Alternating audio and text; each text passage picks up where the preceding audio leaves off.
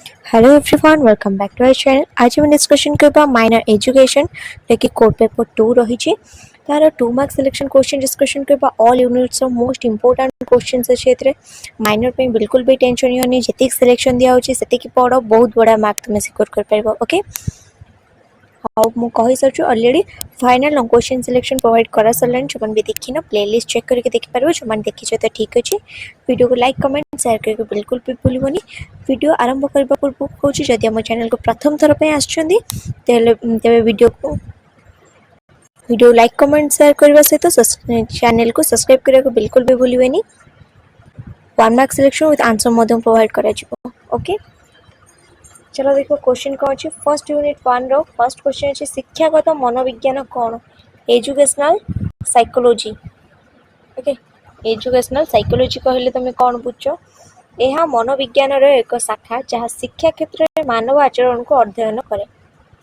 मनोविज्ञान गोटे हूँ शाखा जोटा कि शिक्षा क्षेत्र में मानव आचरण को बिहेवियर को अध्ययन करते शिक्षादान पद्धतिर उन्नति उपरे ध्यान देते देन नेक्स्ट क्वेश्चन अछि बुद्धि एवं विकास बुद्धि और विकास मध्य थिबा दुईटी पार्थक्य बुद्धि अच्छी यह केवल परिमाणात्मक परिवर्तन को बुझाए जपरिक उच्चता एवं ओजन बढ़िबा आसला विकास यह गुणात्मक परिवर्तन को बुझाए जहाँ कार्य दक्षता एवं परिपक्वता रे उन्नति आनी थाए देन नेक्स्ट क्वेश्चन अछि शिक्षार्थी मानन को बुझिबा पई व्यवहृत तीनोटी पद्धति उल्लेख कर कौन कौन पद्धति रही गोटे है पर्यवेक्षण परीक्षण आ गोटे हूँ व्यक्तिगत अध्ययन कौन कौन ना पर्यवेक्षण हूँ कौन ना शिक्षार्थी आचरण को प्राकृतिक भाव में देखा एवं रेकर्ड करने को पर्यवेक्षण कहुचे परीक्षण कौन ना नियंत्रण परिवेश आचरण अध्ययन करने को परीक्षण कहते आसला व्यक्तिगत अध्ययन जड़े शिक्षार्थी गभीर एवं विस्तृत अनुसंधान करने हूँ व्यक्तिगत अध्ययन देन नेक्स्ट क्वेश्चन देखिए बुद्धि एवं विकासर जेकोसी दुईटी नीति को उल्लेख कर बुद्धि और विकासर दुईटी नीति गोटे है निरंतरता आ गोटे है क्रमिकता निरंतरता है विकास हूँ गर्भधारण ठारू मृत्यु पर्यंत एक निरंतर चलुवा प्रक्रिया को निरंतरता बोली कहुए आ गोटे आसला क्रमिकता विकास एवं निर्दिष्ट क्रम अनुसरण करे जेपरिक मुंडरू पाद आड़ को गति करवा बुझेगा देन नेक्स्ट क्वेश्चन है ज्ञानात्मक विकास तत्वर गोटे शिक्षागत प्रयोग कौन ज्ञानात्मक विकास तत्वर गोटे शिक्षागत प्रयोग कौन यह शिक्षक मान पिला विकास पर्याय अनुଯାयी पाठ्यक्रम प्रस्तुत करिवारे साहाय्य करिथाय देन आसला यूनिट 2 रो फर्स्ट क्वेश्चन है व्यक्तिगत पार्थक्य कहले तुम कौन बुझ शारीरिक मानसिक बौद्धिक आवेगिक किंबा आचरणगत दृष्टि जड़े व्यक्ति अन्य जड़े व्यक्ति ठारू भिन्न हेबाकु व्यक्तिगत पार्थक्य कहुए शारीरिक मानसिक बौद्धिक आवेगिक किंबा आचरणगत दृष्टि विभिन्न दृष्टि जड़े व्यक्ति अन्य जनक व्यक्ति ठारू भिन्न हेबाकु व्यक्तिगत पार्थक्य बोली कहुए यही पार्थक्य मुख्यतः वंशानुक्रम एवं परिवेशर प्रभाव जो सृष्टि होता है जो व्यक्तिगत पार्थक्य देखाई थे कहीं व्यक्तिगत पार्थक्य देखाई थे वंशानुक्रम आ परिवेश प्रभाव जो यह देखा जाए आसला बुद्धियांक बा आईक्यू कौन एवं यार सूत्रटी लेख यहाँ हूँ मोस्ट इंपोर्टेंट क्वेश्चन बुद्धियांक बा आईक्यू कौन बुद्धियांक हूँ जड़े व्यक्तिर मानसिक बयस एवं प्रकृत बयसर अनुपात जहाँ 100 द्वारा गुणन कर बुद्धियांक हूँ जड़े व्यक्ति गोटे व्यक्तिर मानसिक बयस आउ तार प्रकृत बयसर अनुपात जहाँ कौन कर 100 सहित गुणन कर IQ equal to MA by CA into 100 मन रखिबो एटा 1 मार्क रे क्वेश्चन पचार दे पारे ए सूत्रटा कौन बोली एटा मन रखिबो बुझला देन नेक्स्ट क्वेश्चन अछि स्पीयरमैन को बुद्धिर दुई उपादान तत्व कौन स्पीयरमैन को दुई उपादान तत्व कौन टू फैक्टर थ्योरी मनोविज्ञानी स्पीयरमैन को अनुଯାयी बुद्धि दुईटी मुख्य उपादान द्वारा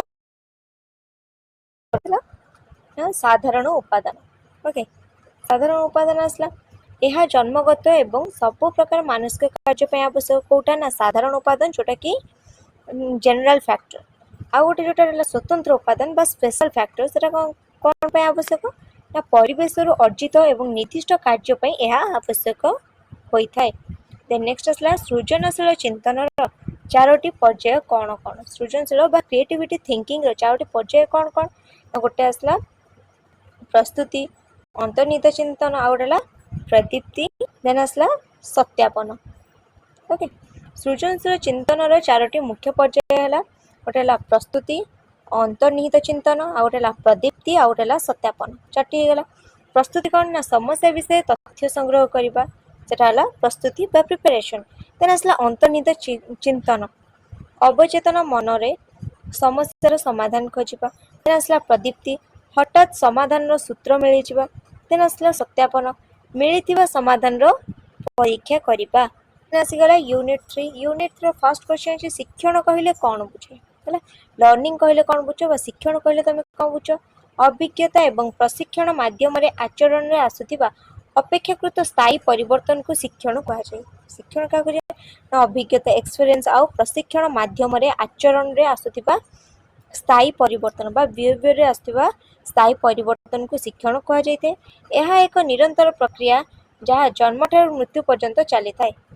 କ'ଣ କହିଲା ନା ଏ ଯେଉଁ ଶିକ୍ଷଣ କହିଲେ କ'ଣ ହେଉଛି ନା ଏ ଶିକ୍ଷଣ ହେଉଛି ଗୋଟେ ନିରନ୍ତର ପ୍ରକ୍ରିୟା ଯେଉଁଟାକି ଗୋଟେ ମଣିଷ ଜନ୍ମ ହେଲା ବେଳଠୁ ତାର ମୃତ୍ୟୁ ପର୍ଯ୍ୟନ୍ତ ଚାଲିଥାଏ। ଦେନ୍ ନେକ୍ସଟ ଆସିଲା ପରିପକ୍ୱତା।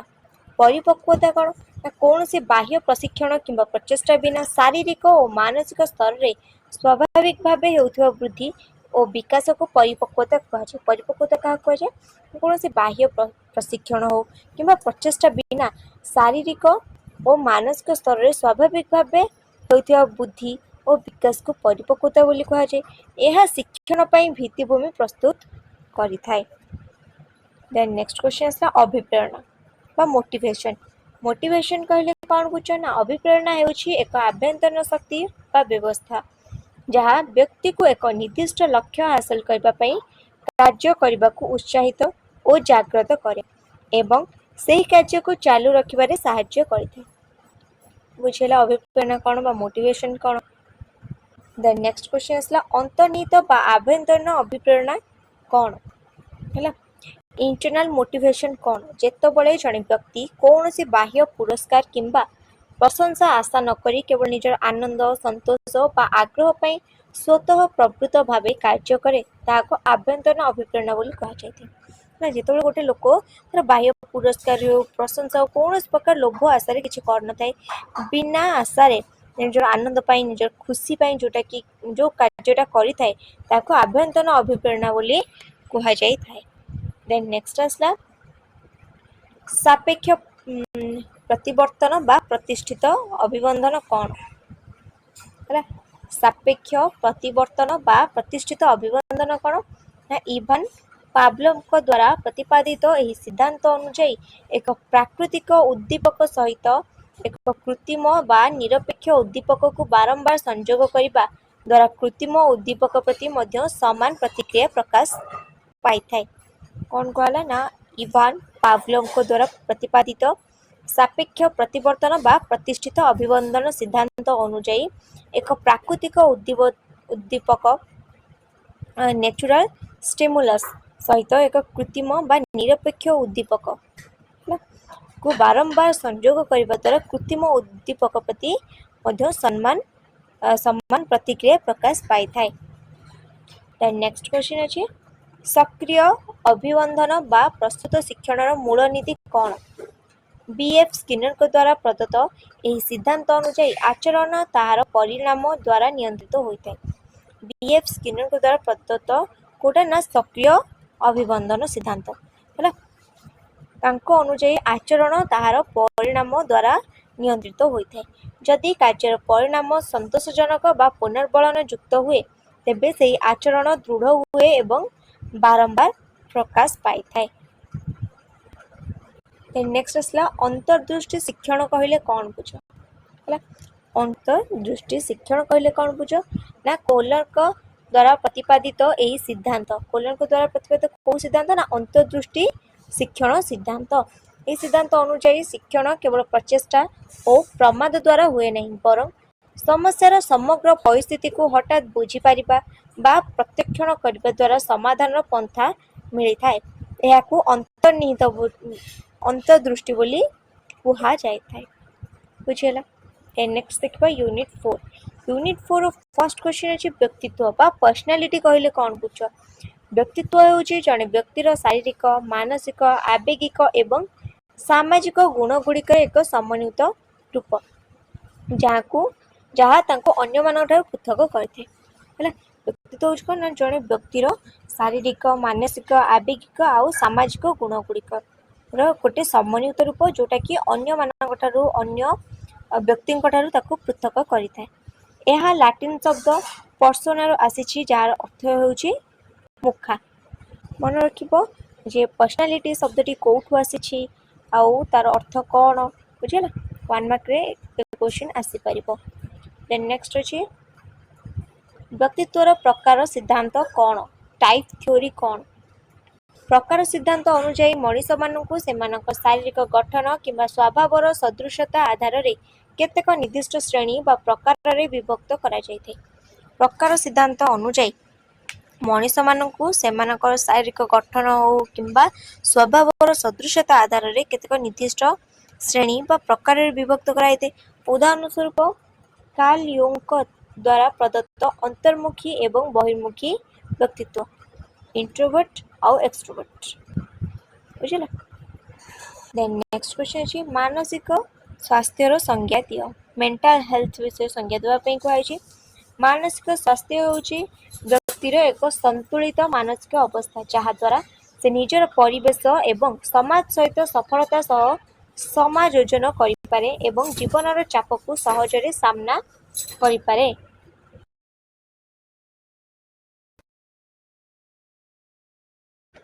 मेंटल हेल्थ कौन मानसिक स्वास्थ्य होची व्यक्तित्वर एक संतुलित मानसिक अवस्था जहाँ द्वारा से निजर परिवेश एवं समाज सहित सफलतार सह समायोजन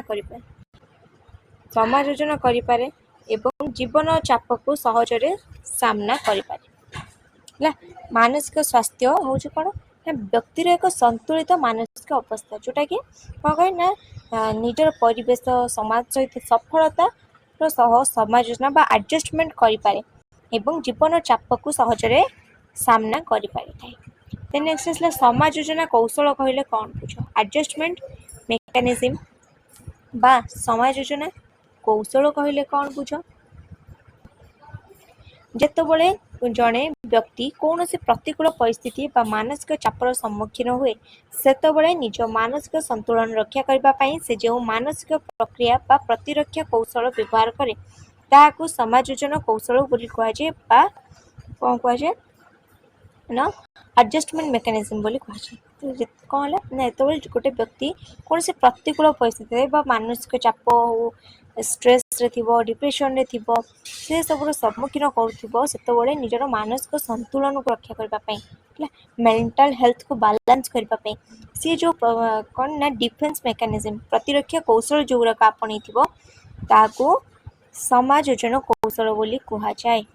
देन नेक्स्ट आसला जोटा कि लास्ट क्वेश्चन अछि व्यक्तित्व मापर प्रक्षेपण पद्धति कौन। व्यक्तित्व मापर प्रक्षेपण पद्धति कौन प्रक्षेपण पद्धति हेउछि व्यक्तिर आचेतन मनरे थिबा लुकायित भावना इच्छा एवं मानसिक द्वंद्व को जानिबा पई एक परोक्ष माप पद्धति। प्रक्षेपण पद्धति हेउछि व्यक्तिर आचेतन मनरे थिबा लुकायित जो भावना लुचिक रहिथिबा भावना निजर इच्छा मानसिक द्वंद्व को जानिबा पई गोटे परोक्ष मापर पद्धति। उदाहरण स्वरूप रोसाक कालीदाग परीक्षण है रोसाक कालीदाग परीक्षण बुझला। एतिक थिला तुम selection question with answer 1 mark selection पे आम चैनल को एवं ही सब्सक्राइब करो जदि प्रथम करके आम चैनल को आछ। आशा करछि वीडियोटी तुम मन पे बहुत हेल्पफुल हो। वीडियोटी भल लागी थिला लाइक कमेंट शेयर करके बिल्कुल भी भूलिबनी। ओके।